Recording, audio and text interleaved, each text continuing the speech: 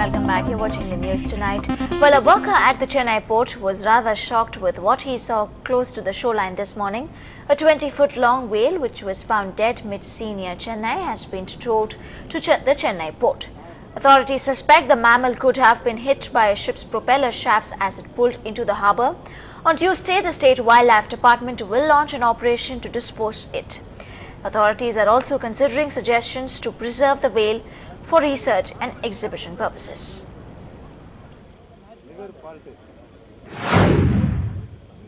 இன்னைக்கு காலையில் வந்தோடனே சிக்னலில் இருந்து மெசேஜ் வந்துச்சு, இது மாதிரி ஏதோ ஒரு பெரிய மிருகம் மாதிரி இருக்குது, போய் பாருங்கண்ணா.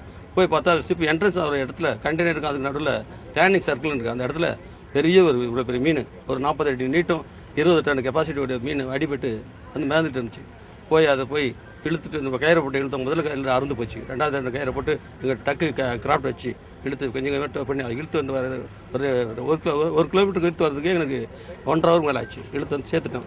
Now to some cricket updates now. Well, India is in total command of the test versus the Kiwis. After the third day, Rahul Dravid was the star of the day, making a composed 191. Dhoni, however, missed out on a century as he was struggling with cramps. Vettori had to bowl wagon loads of overs yet again. And India finally declared with a lead of 373, and New Zealand had to survive a nervous 45 minutes before stumps with the ball fizzing around. A very difficult 2 days ahead for their batting. And on to some news from the entertainment turf. Well, the latest Harry Potter film has broken 5 UK box office records according to Warner Brothers. Harry Potter and the Deathly Hallows Part 1 now holds the record for the biggest 3-day opening and the biggest single day in a ticket sales. It has also the biggest Friday, Saturday and Sunday openings in the UK to date. The film made over £18.3 million over the 3-day weekend. The records were previously held by Quantum of Solace and Harry Potter and the Goblet of Fire respectively. The later Harry Potter movie has also beaten the previous opening record for the franchise in the US and Canada.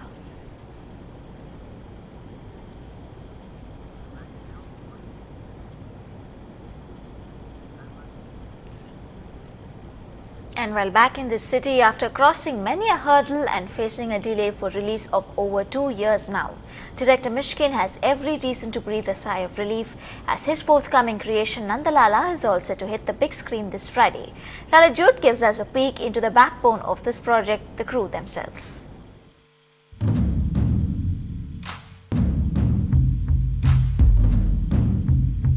Mishkin, the man behind the Nanda Lala creation, has been a busy bee with the final promotions of his film. And this director makes his debut as an actor, believe it or not, in the lead role as a 30-year-old man with the mental maturity of a 6-year-old child. And then he sets off on a journey with a boy that very age in search of their respective mothers. But what's the reason behind Mishkin taking to acting? I took that Nanda Lala to all the leading actors, but they didn't accept. I was on the verge of dropping the project, but something inside me tells not to do, so I became Nanda Lala. It's my personal story, it's a real story which has happened in my life. My character is a sweet girl, very honest girl, who is very honest about her feelings, who trusts everybody, and that thing, innocence and trust, takes her to a very difficult situation in her life. The music of the film, composed by music maestro Ilaiyaraaja, has already touched hearts. And on the other hand, the film has also touched base with the People's Choice Award in Norway.